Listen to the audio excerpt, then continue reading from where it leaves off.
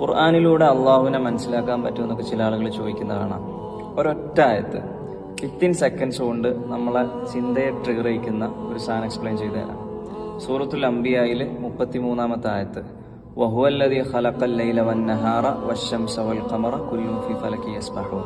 ഈ ആയത്തിന്റെ മീനിങ് ഇങ്ങനെയാണ്: അള്ളാഹുവാണ് രാത്രിയും പകലും സൂര്യനെയും ചന്ദ്രനെയും ഒക്കെ പഠിച്ചിട്ടുള്ളത്.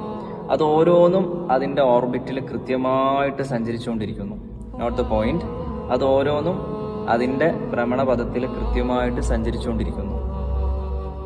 എന്റെ ചോദ്യം ഇതാണ്: 1500 വർഷം മുമ്പ് ടെക്നോളജി അഡ്വാൻസ്ഡ് അല്ലാത്തൊരു കാലത്ത്, ഇന്നോവേഷൻസ് ഇല്ലാത്തൊരു കാലത്ത്, ഇന്നത്തെ ടെലസ്കോപ്പോ സാറ്റലൈറ്റോ ആസ്ട്രോഫിസിക്സോ ഒന്നുമില്ലാത്തൊരു കാലത്ത്, ഈവൻ മനുഷ്യന്റെ ഒബ്സർവേഷൻ കപ്പാസിറ്റി പോലും ലിമിറ്റഡ് ആയിരുന്ന ഒരു കാലത്ത് ആരായിരിക്കും റസൂലുള്ളാഹി സ്വല്ലല്ലാഹു അലൈഹി വസല്ലമ തങ്ങൾക്ക് ഇന്ന് സയന്റിഫിക്കലി പ്രൂവൺ ചെയ്തിട്ടുള്ള ഈ ഒരു റിയാലിറ്റിയെ കുറിച്ച് പറഞ്ഞു കൊടുത്തിട്ടുണ്ടാവുക?